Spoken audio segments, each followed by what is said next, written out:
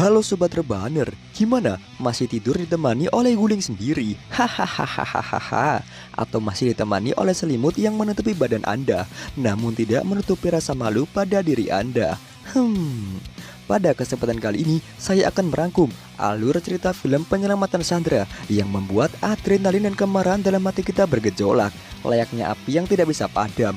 Film ini mengisahkan tentang 8 orang tentara yang berusaha menyelamatkan para warga Nigeria dari pemberontak yang pemberontak tersebut memang tidak berpenik kemanusiaan. Sebentar. Berperi kemanusiaan. Langsung saja, daripada tidak penasaran, fokuskan satu pikiran dengan satu tujuan dan mari kita katakan bersama-sama 1, 2, 3.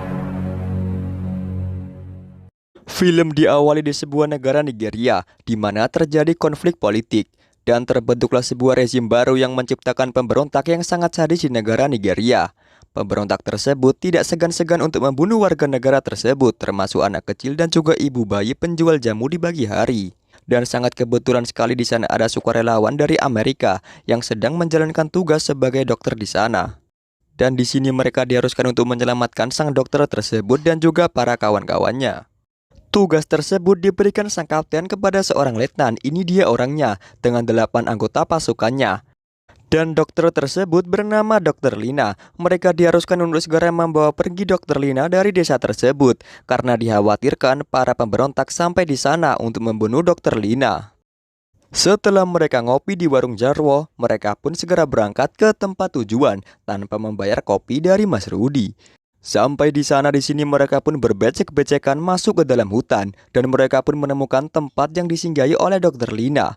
Di sini mereka pun masuk tanpa salam dan Dr. Lina yang tidak sempat menjawab salam pun langsung memarahi sang letnan karena ia tidak punya etika dalam masuk ke rumah seseorang. Letnan pun menjawab bahwa tugas kemari hanya untuk menjemput dirinya agar ia selamat dari para pemberontak. Namun karena Lina adalah orang yang baik hati, tidak sombong, tidak pernah berjudi, tidak pernah mencuri, ia pun masih memiliki hati kemanusiaan yang ia ingin semua warga desa diungsikan bersama dirinya. Pagi hari pun tiba setelah mereka bermimpi dijumpai oleh Mas Rudi untuk membayar kopi yang tadi malam mereka tidak membayar. Mereka pun melanjutkan perjalanan dan mengungsikan warga desa yang mau ikut bersama mereka. Karena ada beberapa warga desa dan staf dari Dr. Lina yang enggan untuk meninggalkan kampung ini. Mereka pun berjalan dan berjalan hingga di malam hari. Di sini Letnan pun menyuruh semua warga untuk jalannya lebih cepat karena ia takut bahwa berontak akan menangkap mereka. Namun di sini yang namanya manusia itu mempunyai rasa lelah dan juga letih dan mereka pun meminta istirahat kepada sang letnan. Letnan pun menuruti mereka, namun hanya sebentar saja. Hingga tiba-tiba dari arah berlawanan datanglah pasukan pemberontak yang akan pergi ke desa tempat mereka berangkat. Dan di sini ada seorang bayi warga yang ia tidak disusui oleh ibunya dan ia pun menangis. Untung saja sang ibu dari bayi itu pun menutup mulut anaknya sehingga mereka semua selamat dari serangan pemberontak itu. Ketika mereka berpikir sudah aman, mereka pun melanjutkan perjalanan. Namun di sini ternyata ada satu pemberontak yang ketinggalan di belakang karena ia tadi ngopi di sebuah warung kopi. Dan tiba-tiba letnan pun langsung menikamnya dari belakang tanpa mengeluarkan suara apapun. Keesokan paginya kita dilihatkan seorang komandan dari pemberontak ini dia orangnya. Ia pun datang ke desa itu untuk mencari anak dari mantan presiden Nigeria. Namun karena di sana tidak ada targetnya, ia pun hanya menemukan teman dari Dr. Lina. Dan ia pun dengan kejamnya dan teganya langsung memenggal kepala orang tersebut. Berpindah di rombongan para letnan. Di sini mereka pun telah sampai di titik penjemputan. Namun ternyata letnan tersebut berbohong kepada Dr. Lina karena faktanya pesawat tersebut hanya untuk para tentara dan juga Dr. Lina. Dr. Lina yang marah pun sesekali menampar dan meludahi wajahnya. Dan mereka pun berangkat tanpa warga desa satupun yang ikut bersama mereka. Setelah berada di atas permukaan tanah, di sini mereka pun melihat kekejaman para pemberontak. Dan di sini jiwa hati dari Letnan pun terdorong karena ia adalah manusia yang masih memiliki rasa kemanusiaan, kasih sayang terhadap sesama tanpa melihat warna kulit dan ras mereka. Letnan pun menyuruh sang pilot untuk kembali ke tempat awal dan menyuruh para orang tua dan anak-anak untuk diungsikan terlebih dahulu. Sang letnan pun langsung menelepon kaptennya untuk meminta bantuan helikopter lagi. Namun di sini sang kapten enggan memberikan helikopter kepada mereka karena bahan bakar sedang menipis karena konflik yang tengah terjadi. Kapten pun menyuruh rombongan dan letnan untuk pergi ke sebuah tempat yaitu Kamerun, namun bukan Norman Kamarun yang menyanyikan lagu Cala Caya Caya Caya Caya Cala Caya Caya Caya. Dengan terpaksa mereka pun harus berjalan sejauh-jauhnya agar mereka tidak terdeteksi oleh para pemberontak. Namun ternyata para pemberontak sudah tahu jejak mereka dan akan menyusulnya. Di sini mereka pun terus berjalan hingga sejauh mata memandang tanpa ada Mas Rudi yang berjualan kopi. Di sini mereka pun melihat kekejaman para pemberontak yang sedang menghancurkan desa dan menyiksa seluruh warga desa tersebut, termasuk anak-anak dan ibu-ibu yang dibakar hidup-hidup. Mereka pun segera bertindak dengan hati yang terdorong dan di sini mereka pun berhasil mengalahkan para pemberontak itu. Namun tidak ada warga yang selamat kecuali ibu yang sedang terluka berat.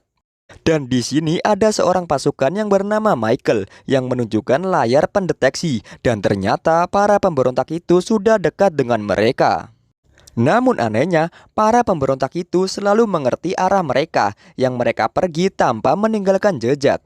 Di sini mereka pun curiga kepada salah satu warga yang membawa alat pelacak dan mereka pun menyuruh mereka untuk berkumpul. Dan tiba-tiba ada seorang warga yang lari dan ia pun harus ditembak.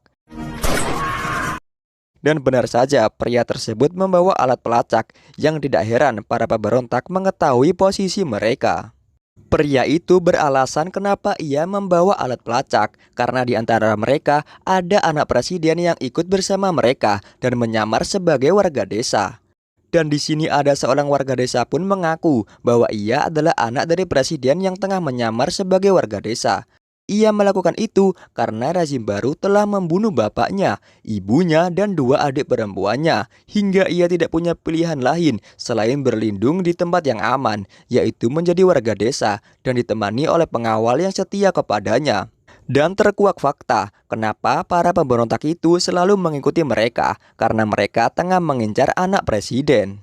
Dan ketika pemberontak itu di tempat yang sebelumnya disinggahi oleh letnan, di sini mereka pun menemukan mayat pria yang membawa alat pelacak itu. Namun ketika mereka mendekati, mereka pun terkena ledakan dari ranjau yang telah dipasang. Dan hal itu membuat komandan pasukan pemberontak menjadi murka dan menyuruh para pasukannya untuk segera mencari mereka semua.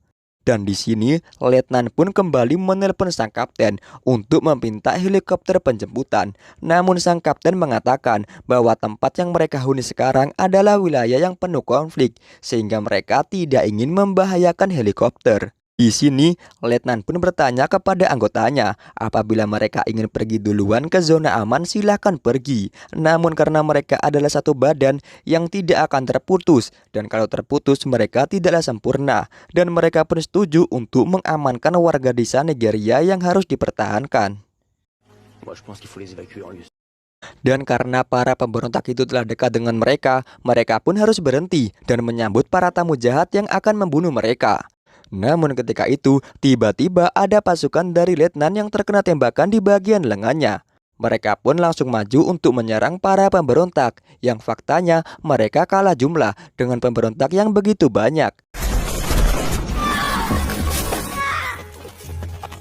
Dan di sini mereka pun semakin terdesak ketika komandan pasukan pemberontak menambah jumlah pasukannya. Ada salah satu pasukan yang meminta bantuan kepada markas pusat untuk mengirimkan pesawat tempur. Namun hal itu memerlukan waktu yang membuat para pasukan pun harus tewas dan menyisakan 4 orang, termasuk letnan dan juga Lina yang sedang terlena. Dan ada beberapa warga yang selamat, begitu juga dengan anak presiden. Di sini, semua warga pun segera lari ke zona aman, dan ketika itu pesawat bantuan pun datang, dan letnan langsung memberikan sinyal, dan para pasukan pemberontak itu, termasuk komandan pemberontak harus tewas di sana dengan mengenaskan.